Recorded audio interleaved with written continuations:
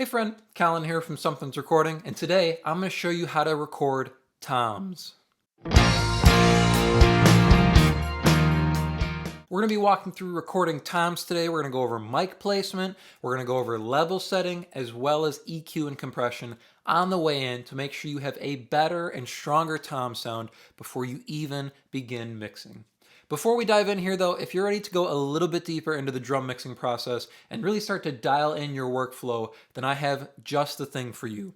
It is my 3-step framework for mixing drums workshop. This is a completely free on-demand video training, and it's going to walk you through the entire drum mixing process here in just 3 simple steps that you can apply to each part of the signal chain here. It is a completely free workshop, and you can get access to it by clicking the link below in the video description. Now let's jump in here and take a look at recording toms. All right, here we are making our way back into the drum room here. That is the kit there. You can see the setup for the toms here. We've got 3 racks, and then we've got 1 floor back here as well. So kind of coming around here, we'll talk about the mics first. So on the high tom here, we've got a Shure PG56 is the mic we're using, and you can kind of see across the rest of the toms here, I'm using the classic Sennheiser MD421s. I honestly love the sound of the 421s, much better than, of course, the PG56 here, but it's kind of a compromise with a smaller drum like this. I don't want this large mic hanging over and, you know, taking up a bunch of room on the drum, especially for the drummer, right? I don't want him to have to worry about, as he's going around the kit, hitting this big mic that's blocking the drum. Because if we come around the back of the kit here,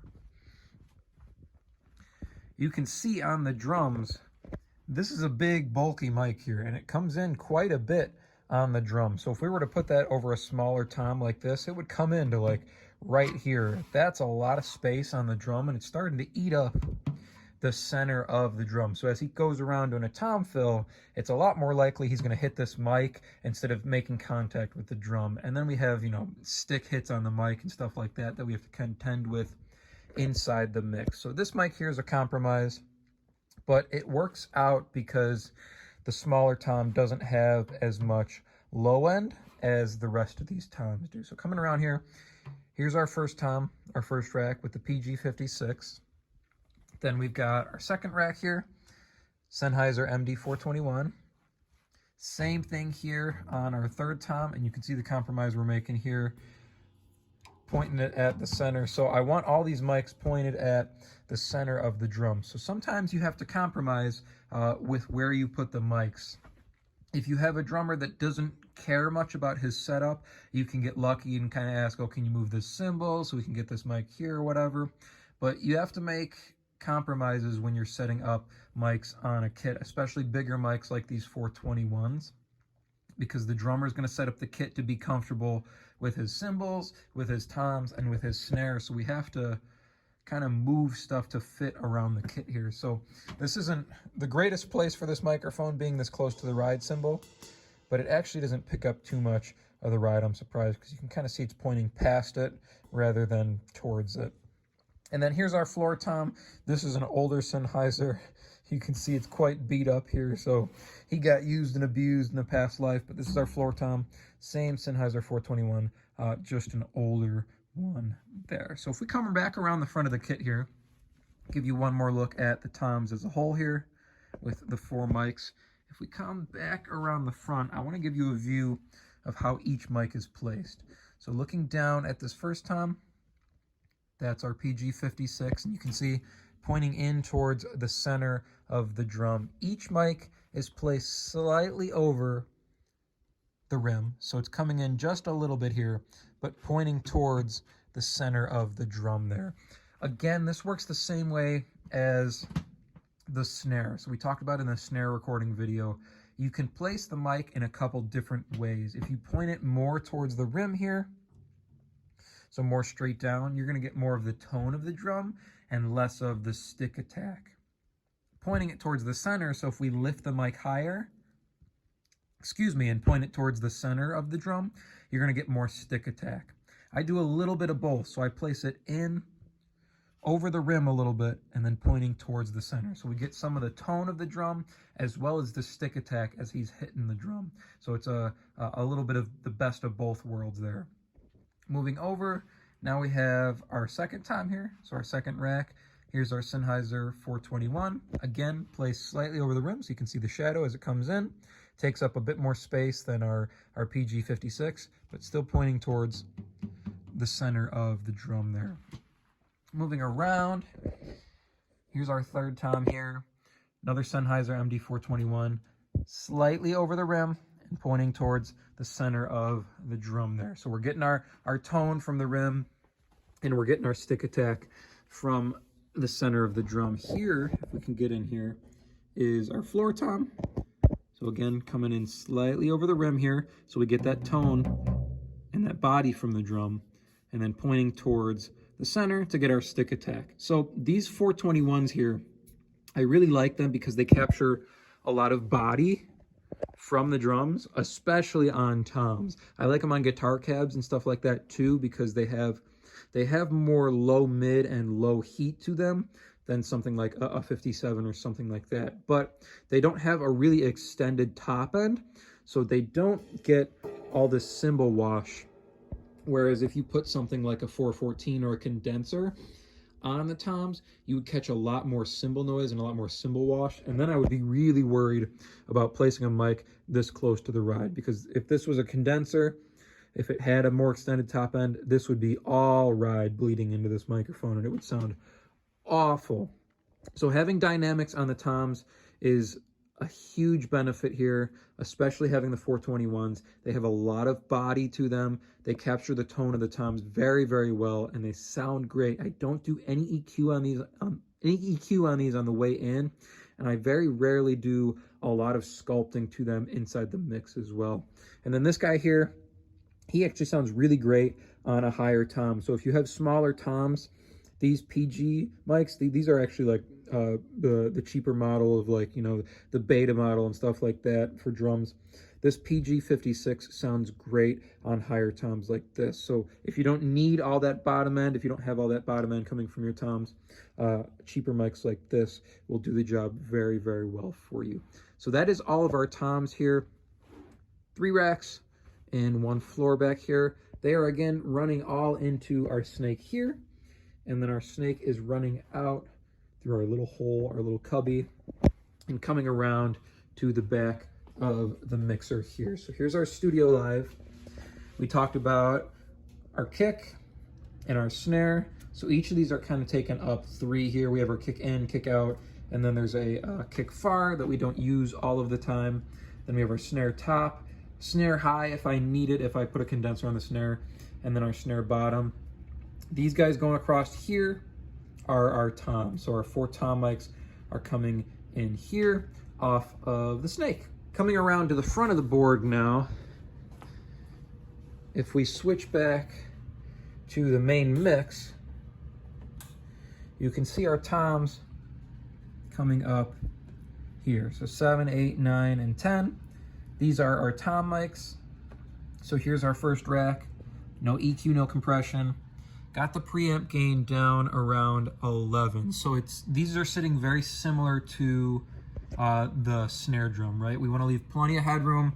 We want to be peaking around, you know, -12 or a little bit below. So if he does hit the drum harder, we don't clip and we don't, you know, lose any tone or anything like that.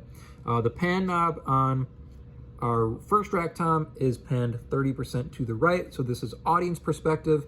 I'm not printing the panning, so these aren't in stereo or anything. It's not going to be print with the pan on it. The panning is just for here in the room and for listening back for the drummer as well. Coming to our second rack tom, this guy is panned in the center, so he's right with the snare there. No EQ, no compression, and same kind of preamp gain. We're down just a little bit more. He's a bigger guy, has more low end to him. Moving over, rack 3 is panned the opposite way now, so 30% to the left there. Back up to 11 on the preamp gain, and no EQ, no compression on the way in. Last tom here is our floor tom coming up on channel 10. He has a little bit more gain to him, so we get some extra beef out of him. And then our panning is 60% to the left because he's further off to the left.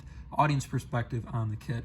And again, no EQ and compression on the way in on him either. All right, we are back inside the DAW here. You can see these are our 4 toms, rack 1, 2, 3, and then our floor tom. Let's kind of mute out everything except for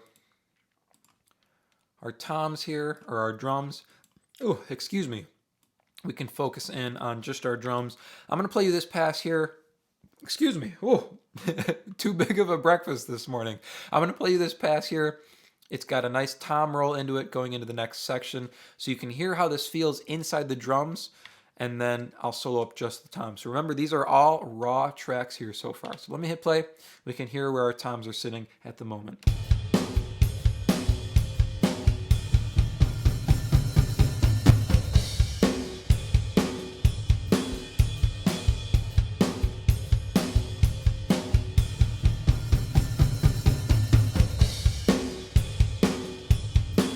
Those are our toms inside the drums, and then let me solo them up here. You can hear them isolated. So here's just our 4 toms.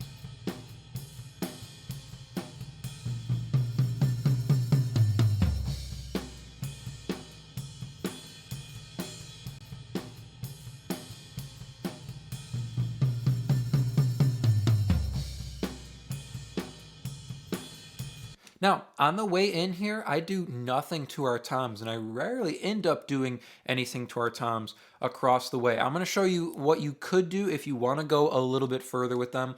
But if I just solo up each of these individual toms here, and we go through this drum fill, you can hear it's a very, very good capture of a tom, and it's a great sounding tom. It's tuned very well, it's played very well by the drummer, so it doesn't need much. Here's our second tom.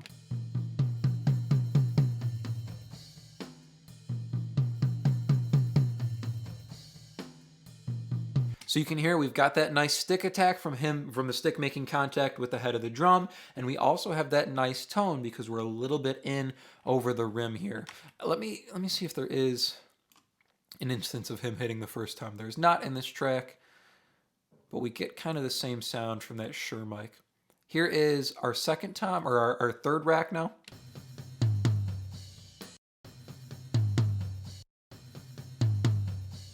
You can hear a little bit more beef there. That's the nice thing about the Sennheiser mic, the 421, is it does capture that nice low mid energy as well as that low energy. Again, same kind of stick attack. And as we were looking at our gain, you could see the gain on each one was set pretty close, maybe a little bit higher, a little bit lower on each one. But looking at our capture here, our levels are very, very similar across our toms, and that's the goal there, is we want them to be pretty even on the way in. Here's our floor tom.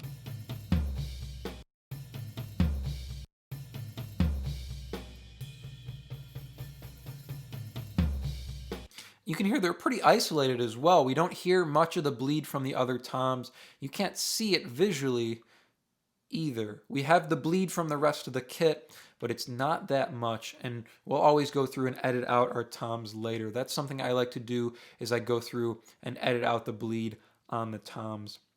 But if you want to put some EQ on these, all I would recommend is just a cut and maybe a boost on each one. So let me pull in the fat channel.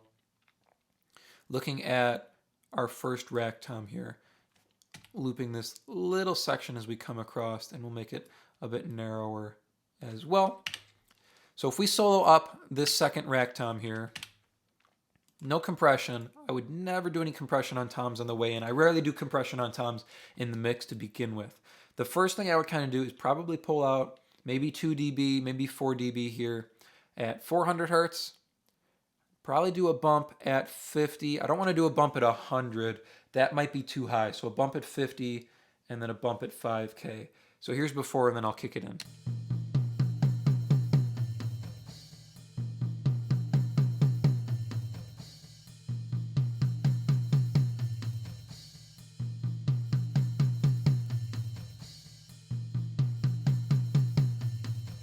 Gives us a touch more beef on the bottom end, pulls out some of that muddiness in the low mids, and then gives us a touch more of that attack up on the top end.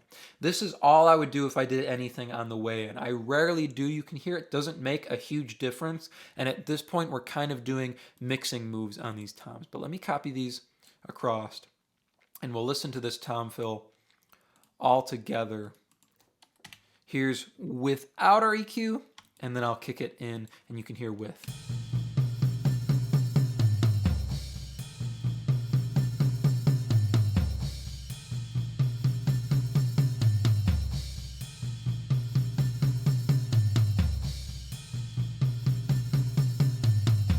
So now making the biggest difference here on our toms with that bit of EQ, and I don't want to do any compression, I don't want to risk pulling out any of the attack, and I don't want to change the length on these toms. Like I said, they're tuned very, very well, they're captured very, very well in the room. I don't need to alter the length, I don't need to alter the attack, and I rarely do need to alter the EQ on the way in. It sounds pretty good, so I'm going to take off these EQ. Let's listen one more time here.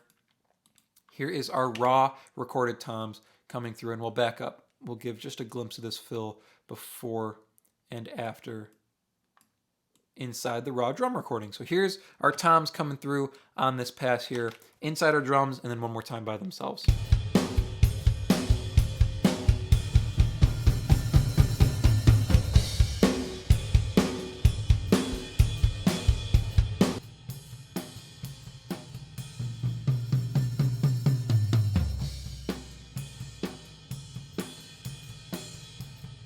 So when you're recording toms, if you have a good tuning on your toms, if you have a good player and you get a good capture, once you set your levels and you get your mic placement correct, you don't need to do much on the back end in terms of EQ and in terms of compression to get a good sound on the way in.